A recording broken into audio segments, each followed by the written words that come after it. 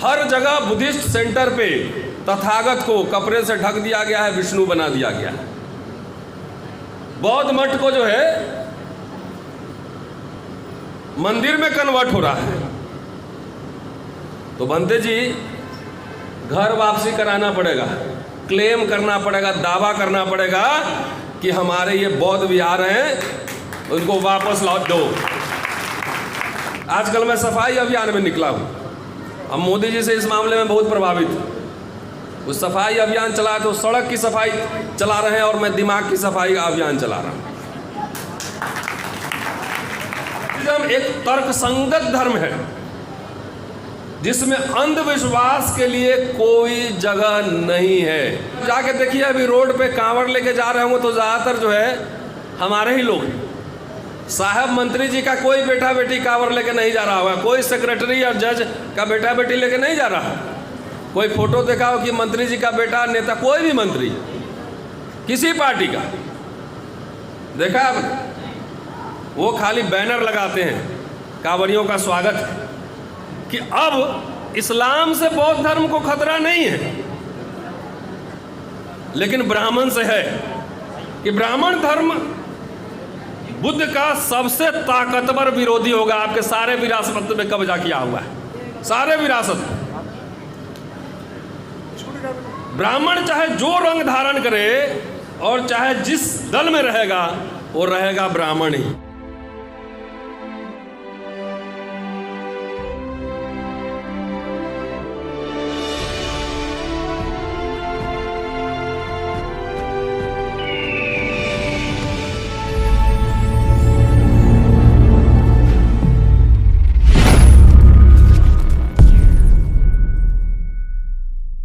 संगाराम बुद्ध विहार के संस्थापक पूज्य भदंत धम्म थीरो महाथेरो जी को आज याद करने का दिन है। याद करें, कैसे करें, क्यों करें, ये सबसे महत्वपूर्ण प्रश्न है। और मैं समझता हूँ कि आज इस विषय पर चर्चा होनी ही चाहिए कि तथागत गौतम बुद्ध का धम्म, उसकी क्या स्थिति है भारत में अभी, और डॉक्टर अंबेडकर ने क्या कहा था, वो रेफरेंस के साथ मैं बात करूं। आदरणीय भंते जी, सभा में उपस्थित सभी साथी, महिलाएं, माता बहनें, आप सबको जय भीम, नमो बुद्धाय। अभी चेयरमैन साहब शायद चले गए और उससे पहले एक वक्ता बात कर रहे थे कि माइनॉरिटी कमीशन में एक भी बुद्धिस्ट मेंबर नहीं है। बात सही, लेकिन बुद्धिस्ट मेंबर होंगे कैसे? अपने आप तो कोई बनाएगा नहीं। तो जिस दिन भंते जी लोग 10,000 इकट्ठा होंगे जंतर मंतर पे, मिल जाएगा। बगैर संघर्ष के, बगैर आंदोलन के कुछ मिलता नहीं।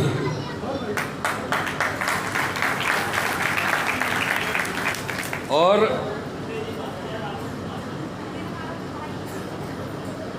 आजकल खुदाई बहुत हो रहा है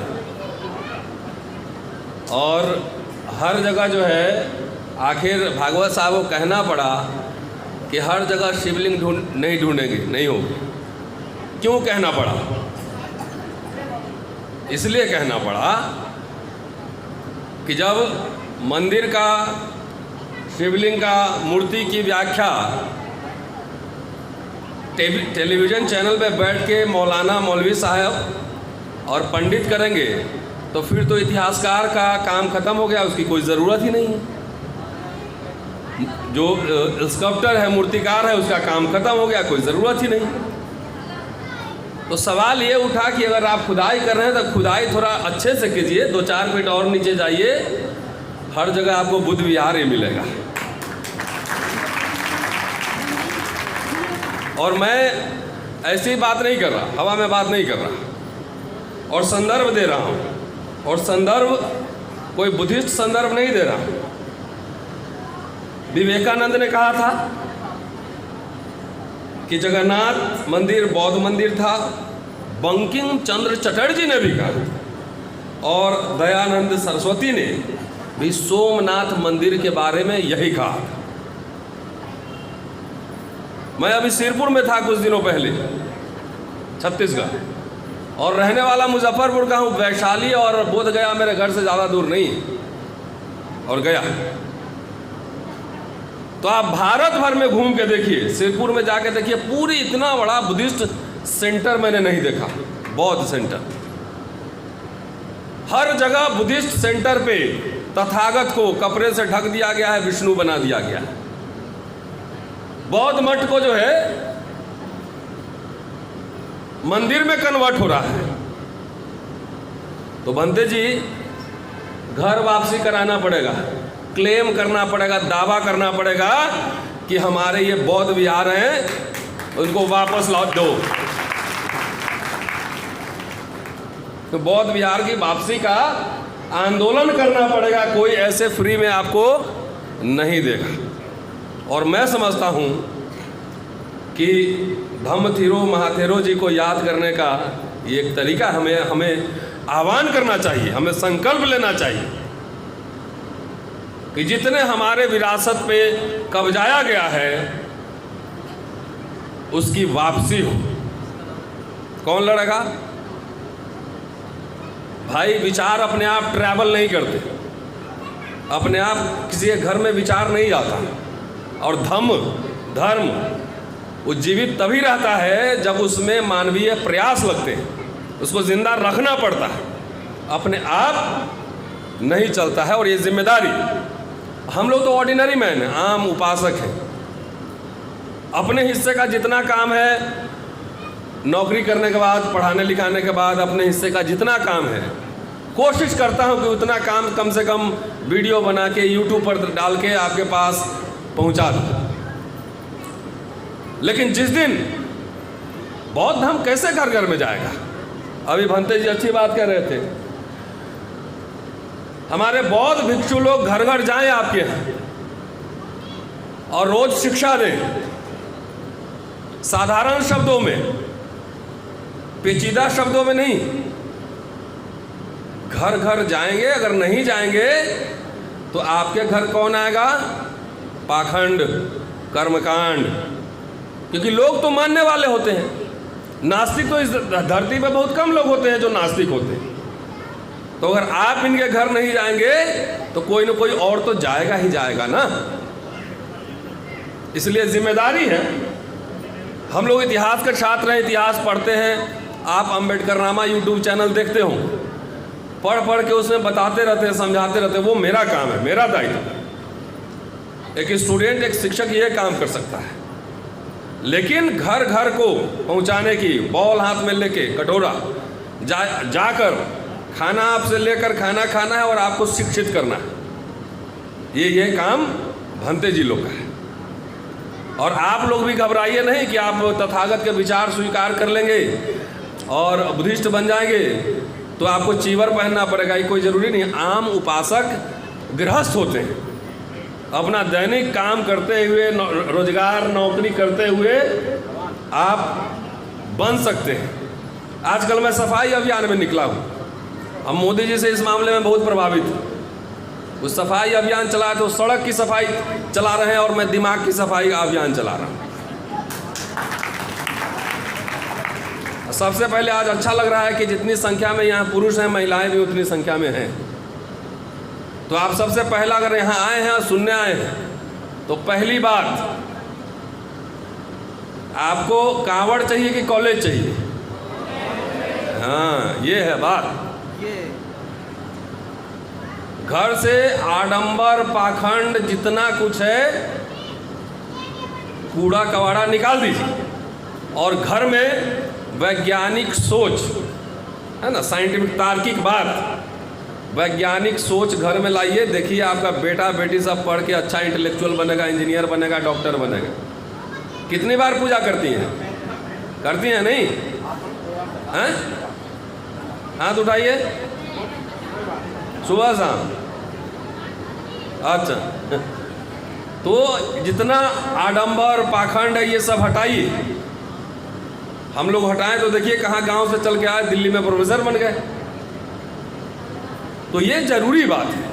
आप सिर्फ इतना ही कर लें, आपके घर बुद्धिज्म पहुंच गया, तथागत के विचार पहुंच गए। सिर्फ वैज्ञानिकता, वैज्ञानिक सोच आपके घर में, ज्ञान विज्ञान की बात हो, जहाँ ज्ञान विज्ञान है, बुद्ध तो अपने आप है वहाँ पर। पूरे दुनिया भर में प्रचार हो रहा है, बड़ी संख्या में लोग स्वीकार कर रहे हैं।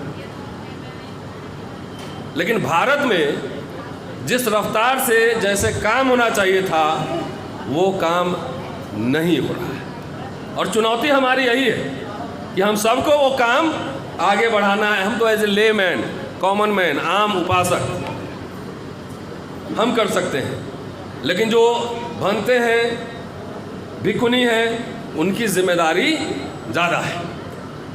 और आज इस अवसर पे जो मैं बात कह रहा हूँ, मैं नई बात नहीं कह रहा हूँ। डॉक्टर अंबेडकर बर्मा में गए थे, रंगून में, और वहाँ पे 4 दिसंबर 1954 को अंतर्राष्ट्रीय बौद्ध सम्मेलन का आयोजन था। उसमें डॉक्टर अंबेडकर का पूरा भाषण है, और वो भाषण उन्होंने लिख के बर्मा बुद्धिस्ट काउंसिल को 2 पार्ट में वो मेमोरेंडम दिया था, और उसको ज़रूर पढ़ना चाहिए। लगातार उस भाषण पे हम जहाँ जाते हैं बोलने, उसकी चर्चा ज़रूर करते हैं। उन्होंने दिया था कि कहते हैं कि भारत में बुद्ध को वीज़ा या पासपोर्ट की ज़रूरत नहीं है। क्या क्या चुनौती है और कैसे बौद्ध धर्म का प्रचार होगा, उन्होंने पॉइंट वाइज ये जो है 7-8 पेज का मैंने निकाल के लाया है।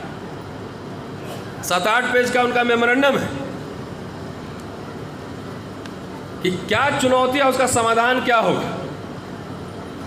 डॉक्टर अंबेडकर कह रहे थे कि अगर बर्मा से बाहर, बर्मा बुद्धिस्ट देश, अगर बौद्ध धर्म का प्रचार करना है तो भारत से अच्छा कोई देश नहीं है। भारत में इसका लाभ ज़्यादा मिलेगा। उसका कारण बता रहे हैं कि भारत बुद्ध की जन्मस्थली, करीब 2000 वर्ष तक यहाँ बुद्ध के विचार फैले हैं और उनकी स्मृतियाँ अभी ताज़ा है।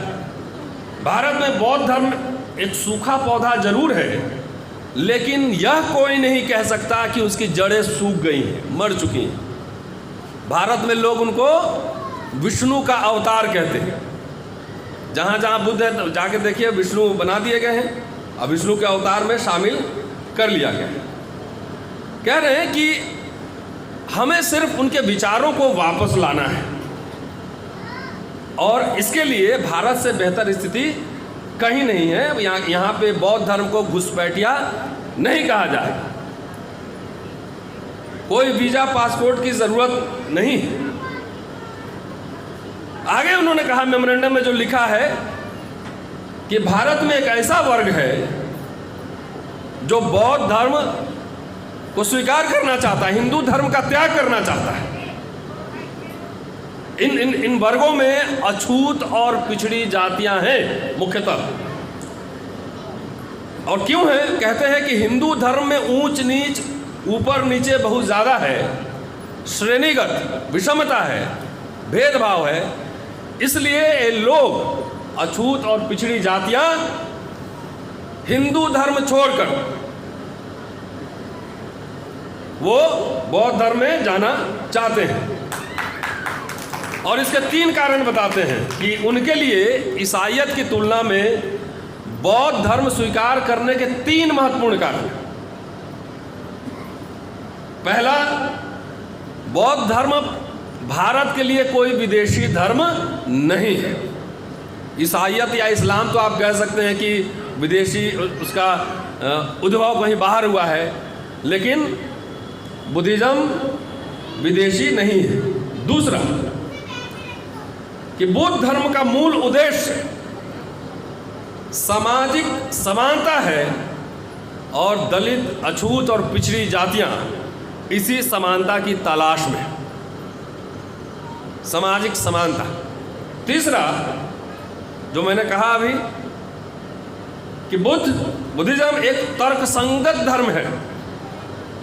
जिसमें अंधविश्वास के लिए कोई जगह नहीं है। वही तो बात है, अंधविश्वास हटा दो। बुद्धा खुद कह रहे हैं, तथागत खुद कह रहे हैं कि सिर्फ मैं कह रहा हूं इसलिए नहीं मानो, पहले अपना सोचो समझो, पहले उसको प्रमाणिकता पे परखो, तब मानो। ऐसा व्यक्ति बुद्ध के पहले दुनिया में कभी नहीं हुआ था। ये बात आगे कह रहे हैं कि भाई ईसाई लोग जरा समझिए क्यों फेल हो गया। ईसाई लोगों ने, मिशनरियों ने प्रचार के लिए बहुत कोशिश किया, तो फेल क्यों हुआ? उनके पास संसाधन था, ब्रिटिश हुकूमत था, सब कुछ था। तो कहते हैं उन्होंने उल्टा काम किया कि सबसे पहले ब्राह्मणों को ईसाई बनाने की कोशिश की, और उनका मानना यह था कि ब्राह्मण तो अगुआ है इस समाज के, एक नंबर पर है, अगर उनको हम ईसाई बना लेंगे तो बाकी तो दलित पिछड़े को ले ही आएंगे, आ ही जाएंगे। तो इसलिए उन्होंने ब्राह्मणों से धर्मांतरण शुरू की, लेकिन वो फेल हो गए, क्योंकि हिंदू धर्म में जो सुविधा ब्राह्मणों को मिली हुई है उसको छोड़कर वो अन्य धर्म में क्यों जाएगा? तो इसलिए कह रहे हैं फेल हो गए। दूसरी बात कह रहे हैं कि जब वो पिछड़ों की तरफ मुड़े तब तक राष्ट्रीय आंदोलन शुरू हो गया था, आज़ादी का आंदोलन शुरू हो गया था। इसलिए किसी भी विदेशी चीज़ को देखकर लोग समझते थे विदेशी है, चाहे ईसाइयत हो, चाहे अंग्रेज हो, चाहे कुछ भी हो, तो उस तरफ मुड़े नहीं। कह रहे हैं कि अगर जितना प्रयास उन्होंने ब्राह्मणों को ईसाई बनाने में किया, उसका 1/4 भी अगर दलित पिछड़ों को बनाने में किए रहते तो बहुसंख्यक दलित पिछड़ा जो है ईसाई बन गया रहता। ये पृष्ठभूमि है उसमें मृतक, और उसका एग्जाम्पल दे रहे हैं। कह रहे हैं कि रोम में, भारत में अछूत जातियां और पिछड़ी जाति के लोग क्यों हिंदू धर्म छोड़ सकते हैं, ईसाइयत या कोई धर्म अपना सकते हैं, उसका कारण बता रहे हैं। कह रहे हैं कि रोम में जो ईसाइयत फैला, सबसे पहले कमज़ोर वर्गों के बीच फैला, कमज़ोर वर्गों। इसलिए कहते हैं कि धर्म की ज़रूरत गरीब लोगों के है, अमीर की सारी भौतिक संपदाएं इच्छाएं पूरी हो चुकी, तो धर्म की ज़रूरत गरीब लोगों की है, क्योंकि धर्म उसके अंदर एक आशा की किरण पैदा करता है। क्या मन नहीं लग रहा है मैडम? हेलो, नहीं ठीक लग रहा है? कि धर्म आशा की किरण पैदा करता है। इसलिए आप जाके देखिए, अभी रोड पे कांवड़ लेके जा रहे होंगे तो ज़्यादातर जो है हमारे ही लोग हैं। साहब मंत्री जी का कोई बेटा बेटी कांवड़ लेके नहीं जा रहा होगा, कोई सेक्रेटरी या जज का बेटा बेटी लेके नहीं जा रहा है तो मुझे बताइए, कोई फोटो देखा हो कि मंत्री जी का बेटा, नेता, कोई भी मंत्री किसी पार्टी का देखा आपने? वो खाली बैनर लगाते हैं, कांवड़ियों का स्वागत है, टेंट लगवा के खाने पीने का इंतजाम करते हैं। उनके बच्चे ऑक्सफोर्ड और कैम्ब्रिज में पढ़ते हैं, विदेश में पढ़ते हैं, कोलंबिया में। ठीक कह रहा हूँ? अपना बच्चा पढ़ाना है कि नहीं? काबिल बनाइए। 2 बच्चा को विदेश हम भेज चुके हैं पैसा देके। वह ये मोबाइल में अम्बेडकरनामा चलता है ना, उसी में से एक बच्चा को 25 लाख दिए, लंदन में है, और एक बच्चा को 16 लाख दिए, जर्मनी जा रहा है, और एक बच्ची को अभी निफ्ट में एडमिशन कराया है कलकत्ता, 5.5 लाख रुपया दिए। तो बच्चा को अच्छे से पढ़ाइए, ऑक्सफोर्ड कैम्ब्रिज में जाना होगा, काबिल बच्चा होगा तो उसकी मदद ज़रूर की जाएगी। लेकिन साल में 1-2 बच्चा को ही भेज सकता हूँ ना, 2-3 भेज सकता हूँ। बाकी जितने हमारे साथी हैं, जितने संगठन चला रहे हैं, बड़े बड़े करोड़ों रुपए हैं उनके पास, करोड़ों रुपए हैं। प्रमोशन और ट्रांसफ़र पोस्टिंग में ख़त्म हो जाता है। कहते हैं कि बाबा साहब तो भेजे थे, रोज़ सुनते हैं कि बाबा साहब ने कहा कि पढ़े लिखे लोगों ने धोखा दिया, तकिया कलाम रटे जा रहे हैं। अरे भाई, तो पढ़े लिखे लोगों ने धोखा दिया किस संदर्भ में, किसके लिए कहे थे, ये तो बताओगे? तो पढ़े लिखे लोगों ने धोखा दिया था, जिंदा कौन किया है? जिंदा कौन किया है? पढ़े लिखे लोगों ने ही जिंदा किया ना। तो ये रटेगा कि बाबा साहब बोले थे धोखा दे दिया। अरे भाई 19 बच्चे भेजे थे लौट सरकारी वजीफे पर, अब वो नहीं लौट कर आए,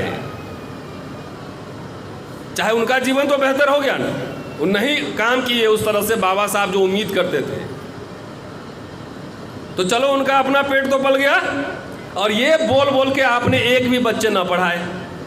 बताओ मुझे कौन पढ़ाया? आपके बच्चे क्या तैयारी करवा रहे हैं? बाबू बनने की तैयारी करा रहे हैं। कौन अपना बच्चा को बनाना चाहता है अंबेडकर और सावित्रीबाई फुले? बताओ जरा, हाथ उठाओ। कोलंबिया यूनिवर्सिटी में कौन पढ़ाना चाहता है? तो बाबा साहब को मानोगे, बाबा साहब की नहीं मानोगे। संविधान की शपथ लेके कोर्ट में जाके शादी क्यों नहीं ब्याह करते? करो ना। बाबा साहब संविधान बनाए हैं तो क्या जरूरत है आडंबर पाखंड में पैसा खर्चा करने का? उतना पैसा बचा के बच्चे बच्ची को पढ़ाओ। पहले ऑक्सफोर्ड कैम्ब्रिज भेजिए। 70 साल में एक ही बात रटते रहते कि बाबा साहब ने कहा कि पढ़े लिखे लोगों ने धोखा दिया था। 70 साल में 50 बच्चे हर साल का अगर पढ़ाए रहते ढंग से तो कितना हो जाता? 3500 बच्चे, उसमें से 90% बेईमान हो जाता। 10% भी रहता तो 350 इंटेलेक्चुअल होते ना आपके पास। इतिहासकार राणा साहब बैठे हुए जेएनयू में प्रोफेसर हैं। इतिहासकार होता, समाजशास्त्री होता, इकोनॉमिस्ट होता। एक 4 वकील बताइए सुप्रीम कोर्ट में हैं आपके? 85% चिल्ला रहे हो। 4 वकील है सुप्रीम कोर्ट में, तो बच्चों को वकील बनाओगे नहीं तो कहां से आएगा? ये सबसे कह रहा हूं इस बात कि आप बच्चे की तैयारी करा रहे हैं, बाबू बनने की तैयारी करा रहे हैं। 25 साल में लाइफ सेट हो गया भाई। सेट हो गया मतलब 25 साल में ही मर गया, जिंदगी में अब कुछ ना करेगा। तो ये धम्म का प्रचार कैसे होगा? ये तो धम्म तो बुद्धि की बात है ना, इंटेलेक्चुअल कैपेसिटी की बात है, वैज्ञानिकता की बात है। तो बच्चों को बना रहे बाबू, उम्मीद कर रहे हो अर्थशास्त्री बन जाए। अमर्त्य सेन कहाँ से आएगा? ये सब बाबा साहब ने तैयार करके दिया था। इसलिए आपसे ये बोलना बंद करिए कि धोखा दिया। अरे पढ़े लिखे लोग भी लड़ भी रहे हैं, यही लोग जिंदा भी कर रहे हैं। ये अमेरिका का आदमी आके नहीं बाबा साहब को जिंदा कर रहा है। यहाँ आए हैं तो 200 रुपया ओला का जेब से अपना गया हो जाएंगे तो 200 जाएगा, अपने जेब से खर्च हो रहा है ना, भारत भर घूमते रहते हैं। तो आप सबसे रिक्वेस्ट है कि ये बुद्धि की बात है, ज्ञान की बात है। आप 100 बच्चा पढ़ाइए ऑक्सफोर्ड कैम्ब्रिज। जब से आपके पढ़ने की बारी आई है 25-30 साल में देख लो, जब आपके बच्चे पढ़ने के लिए तैयार हुए तब सारा जो है प्राइवेटाइजेशन हो गया। कर लो, पढ़ा लो भाई। अब आप ही को बड़ौदा महाराज बनना पड़ेगा, स्कॉलरशिप देना पड़ेगा। हम पैसा अपने जेब से थोड़ी देते हैं, उतना है ही नहीं। वो चंदा करते हैं, लोगों से पैसा लेते हैं, भाई अच्छा लड़का है इसको पढ़ाना है, पैसे दो, दे देता है लोग। तो जितने बड़े बड़े संगठन करोड़ों करोड़ रुपया रखे हुए हैं, अरे 5 बच्चा तो स्पॉन्सर कर दो कम से कम। 85% पॉपुलेशन है, 100 करोड़ लोग हो, अब 200-400 बच्चे भी नहीं पढ़ा सकते हो थोड़ा थोड़ा अंशदान करके। तब काहे का 85%, काहे का बहुजन, काहे का मूल निवासी? ये खाली भीड़ है, भीड़। तो भीड़ कभी शासक नहीं बनता, शासक बुद्धि से बनता। इधर भीड़ कभी शासक नहीं बनता। बहरहाल चलिए, तो अभी टाइम है ना बंद जी? वो कह रहे हैं कि जो बाबा साहब के मैंने मेमोरेंडम की बात की, इसको थोड़ा आगे बढ़ाते हुए है टाइम 10-15 मिनट। सबसे पहला काम वो कह रहे हैं कि कैसे बुद्धिज्म का प्रचार होगा, ये ध्यान से सुनिएगा। बुद्ध के उपदेश तैयार करना जो कि धर्मांतरण करने वाले का नियमित साथी बनेगा, पहला सबसे जरूरी। कह रहे हैं कि पाली में लिखे गए धार्मिक ग्रंथ के 73 खंड हैं और आम लोग वो नहीं समझ सकते हैं, तो इसलिए छोटी पुस्तिका तैयार करना जिससे कि लोग, और साधारण भाषा में, पाली नहीं समझता है कोई, जब पंचशील पाठ करते हैं तो खाली लोग उच्चारण करता है, समझता नहीं उसमें क्या लिखा बोला जा रहा है। साधारण शब्दों में कह रहे हैं कि बाइबल नाम की छोटी पुस्तिका में यीशु मसीह के संदेशों को समेटकर ईसाईयत का प्रचार पूरे दुनिया में हो गया। इतनी सी बाइबल। उससे आगे इंपॉर्टेंट बात, और जो कि मैं कई जगह जाता हूं, मैं देखता हूं जो हो रहा है वही बाबा साहब लिखे, कि बुद्ध का जब विचार का जब तैयार करें पुस्तिका, तो उसमें उसके जो फिलॉसफिकल पार्ट है, जो दार्शनिक पहलू हैं, उससे ज़्यादा सामाजिक और नैतिक शिक्षाओं पर बल दिया जाए। अब तक जो बल है वो किस चीज़ पे है? अभिधम्म पिटक पे है, दर्शन पे है। तो आम लोग, ये माताएं बहनें दर्शन कहाँ से समझेंगे? उनके सामाजिक और नैतिक शिक्षा पर विशेष बल दिया जाए। अगर इस तरीके से नहीं किया गया और सिर्फ दर्शन पर ध्यान दिया गया तो ये बौद्ध धर्म के प्रचार के लिए सबसे घातक होगा। ये बाबा साहब बोले। आगे कह रहे हैं कि ईसाईयत में बैप्टिज्म जैसी कोई चीज़ नहीं है। जब कोई ईसाई बनता है, ईसाई बनता है तो उसमें बैप्टिज्म होता है, जिससे पता लगता है कि आप ईसाई बन गए। बोले बुद्धिज्म में ऐसा कुछ नहीं है।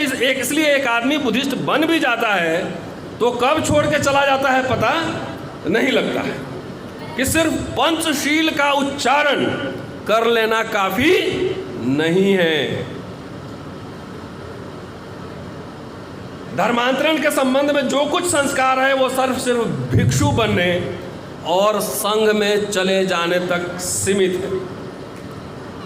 किसी आदमी को, किसी व्यक्ति को यह एहसास कराने के लिए, अनुभूति कराने के लिए कि वह अब हिंदू नहीं रहा और एक नया मानव बन रहा है, इसमें कई अन्य चीज भी शामिल की जानी चाहिए। फिर आगे कहते हैं कि साधारण उपदेशकों की नियुक्ति करना, जो घर घर जाकर बौद्ध तथागत के विचार का प्रचार प्रसार कर सके और यह देख सके कि लोग धम्म का कितना पालन कर रहे हैं। इन साधारण उपदेशकों को वेतन जरूर दिया जाए,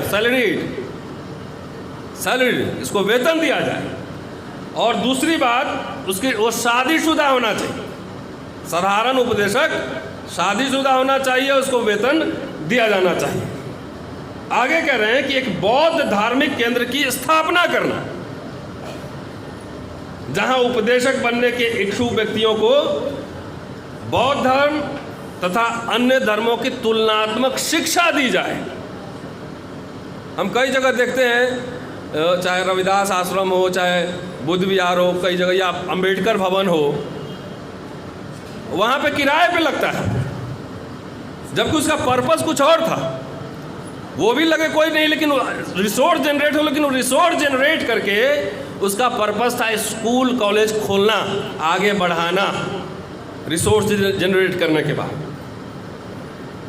प्रत्येक रविवार को बुद्ध विहार में सामूहिक पूजा का प्रावधान करना, जिसके बाद उपदेश का एक सेशन हो, एक सत्र हो। 4 नगरों में, इसमें से सोच लीजिए कौन कौन काम हुआ है। पैसे की कमी नहीं है, बोल देंगे अभी राणा साहब को कि टिकट दिलाना है लोकसभा का, पता लगा कि 4 करोड़ रुपया लेके पहुंच गए। पैसे की कमी नहीं है क्या? ट्रांसफर पोस्टिंग के लिए साहब लोग यहाँ बैठे होंगे, ट्रांसफर पोस्टिंग के लिए बोलेंगे 50 लाख लेके पहुंच जाए, लेकिन स्कूल कॉलेज खोलने में थोड़ा हाथ पीछे खींचते हैं। 4 नगरों में, मद्रास, बंबई, नागपुर और दिल्ली में बड़े बड़े मंदिरों और विहारों का निर्माण करना,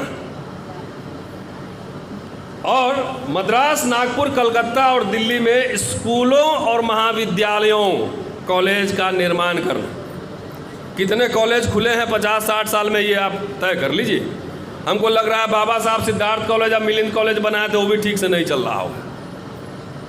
ये महाराष्ट्र के साथी यहाँ पे बैठे हैं, वो बता सकते हैं। फिर कह रहे हैं कि कैसे प्रचार होगा, बड़ा इंटरेस्टिंग है, इसीलिए मैं थोड़ा सा लंबा आपको ले रहा हूँ, ज़्यादा समय ले रहा हूँ। कि बुद्ध धर्म के विषय में निबंध आमंत्रित करना, और जो निबंध है, एसे राइटिंग कंपटीशन, सभी धर्म के लोगों को आमंत्रित किया जाए और उसमें से जो 3 जो है विजेता, ऊपर से 1 2 3 उसको पुरस्कार दिया जाए। इससे बौद्ध धर्म के बारे में लोगों की जागरूकता बढ़ेगी। फिर कहते हैं बौद्ध मंदिर और विहार इतने विशाल होने चाहिए कि दूर से देखने में ही लगे कि वहाँ कुछ हो रहा है, स्पेशल हो रहा है। उसके आसपास में स्कूल कॉलेज होने चाहिए, क्योंकि वे उसके पूरक हैं, अनुपूरक हैं। वहाँ से फीस आएगा तो बौद्ध विहार भी चलेगा और साथ साथ युवा युवतियों में बौद्ध धर्म का प्रचार प्रसार भी होगा। हम लोग नहीं खोले यूनिवर्सिटी, कॉलेज नहीं खोले। जिसके कॉलेज में स्कूल में पढ़िएगा उसी की भाषा न भूलिए। और अंतिम में चलते चलते कह रहा हूँ कि अंतिम में कह रहे हैं कि भारत में बौद्ध धर्म को प्रचार प्रसार करने के लिए क्या क्या सावधानी जरूरी है। तो सावधानी सुनिए। कह रहे हैं कि भारत में बौद्ध धर्म के लुप्त होने का कारण यह नहीं रहा कि इसके सिद्धांत झूठे पाए गए या गलत साबित हुए। इसका कारण अलग है। सबसे बड़ी बात है कि बुद्ध धर्म को भारत में ब्राह्मणों ने अपने बाहुबल से हरा दिया, बाहुबल से हराया। यहाँ पे पुष्यमित्र शुंग की चर्चा करते हैं और उसके बाद कहते हैं कि इस्लाम के आक्रमण से भी बौद्ध धर्म की हानि हुई, वहाँ पे हिंसा हुआ, बहुत सारे बौद्ध भिक्षु मारे गए। और कंक्लूड करते हैं, अंतिम बात बस कह रहा हूँ, ज़्यादा आप लोग थक गए होंगे, कि अब इस्लाम से बौद्ध धर्म को खतरा नहीं है, लेकिन ब्राह्मण से है। ये सब हमारे भिक्षुओं को मतलब बैठे हैं, इसलिए अवसर ले रहा हूँ बताने के लिए कि ब्राह्मण धर्म बुद्ध का सबसे ताकतवर विरोधी होगा। आपके सारे विरासत में कब्जा किया हुआ है, सारे विरासत। ब्राह्मण चाहे जो रंग धारण करे और चाहे जिस दल में रहेगा वो रहेगा ब्राह्मण ही। ये बाबा साहब कह रहे हैं, भारत सरकार ने किताब छापा हुआ। इसका कारण यह है कि ब्राह्मण श्रेणीगत सामाजिक असमानता, ऊंच नीच में विश्वास करता है, जबकि धम्म समानता में विश्वास करता है। धम्म ब्राह्मण धर्म की जड़ें खोद डालता है। यही कारण है कि ब्राह्मणों को बुद्धिज्म से इतनी नफरत है। जी, ये मूल कारण है। और बहुत संभव है कि ब्राह्मण को बुद्ध धर्म की पुनर्वापसी का आंदोलन का नेतृत्व अगर दिया जाए, अगर हम बौद्ध भिक्षु ब्राह्मण बना ले, बुद्ध के ज़माने में था, उनके 75% अनुयायी ब्राह्मण थे, लेकिन अब कह रहे हैं कि अगर ब्राह्मण को नेतृत्व दिया जाए तो संभव है कि वह अपनी शक्ति का इस्तेमाल धम्म को नष्ट करने में या उसको दिग्भ्रमित करने में लगाएगा। इसलिए शिक्षित वही है जो अपने शत्रु को पहचानता हो। आपके शत्रु कौन है पहले पहचान लीजिए। कौन आपकी विरासत, कौन आपकी हकमारी जो कर रहा है, जो रिजर्वेशन खा रहा है, जो सब खत्म कर रहा है, वही बौद्ध विहारों पर कब्जा भी कर रहा है और आपकी अस्मिता को नष्ट करने की तैयारी भी कर रहा है। जी, इसलिए कह रहे हैं डॉक्टर अंबेडकर कि कम से कम हमारे आंदोलन के शुरुआती चरणों में उनको बाहर रखना चाहिए, शुरुआती चरण। और लास्ट में कहते हैं कि इसके लिए पैसे की ज़रूरत होगी और पैसा भारत में कम है, न के बराबर है। इसलिए वो अपील करते हैं विदेशी लोगों से कि ये तमाम कार्य करने के लिए धन संग्रह करें और भारत की मदद करें। अब मैं समझता हूँ कि इतने साल में एक डॉक्टर अंबेडकर ही बोलते थे कि हमने एक बड़ा मिडिल क्लास, लंबी तोंद वाला मिडिल क्लास हमने बना लिया है। तो मुझे लगता है कि पैसे की अब कमी नहीं होगी। कम से कम अंग्रेज़ी मीडियम के 10, 20, 50 स्कूल ही खोल लीजिए पूरे भारत में, कि वो आपकी मुक्ति अंग्रेज़ी के माध्यम से ही शुरू होगी। Doctor Ambedkar Columbia London university, वहाँ लंदन स्कूल ऑफ इकोनॉमिक्स नहीं पढ़े होते तो वो डॉक्टर अंबेडकर नहीं होते, सूबेदार बने रहते ब्रिटिश फौज में। तो इसलिए अब बच्चों को अब बाबू बनाने से बेहतर है थोड़ा इंटेलेक्चुअल बनाइए, अच्छे बिजनेसमैन बनाइए, हाँ, वकील बनाइए, पत्रकार बनाइए, सीए बनाइए। चार्टर्ड अकाउंटेंट कोई बैठे हैं इसमें? नहीं। तो चार्टर्ड अकाउंटेंट नहीं होगा तो हीरा चोर विदेश में घूमेगा, खीरा चोरी के आरोप में आपको जेल में ठेल देगा। सही कह रहा हूँ नहीं? तो आप बनाए ही नहीं, कुछ बनाए ही नहीं, खाली भीड़ है। तो मुझे लगता है कि आज महाथेरो जी को याद करते हुए डॉक्टर अंबेडकर की वो बातें जो मुझे लगा कि बहुत ज़रूरी है आप सबसे साझा करना, मैंने आपसे साझा किया। अगर कुछ गलती उसमें आपको दिख रही हो या लगा हो तो उसके लिए क्षमा कीजिएगा। शुक्रिया। जय हिंद।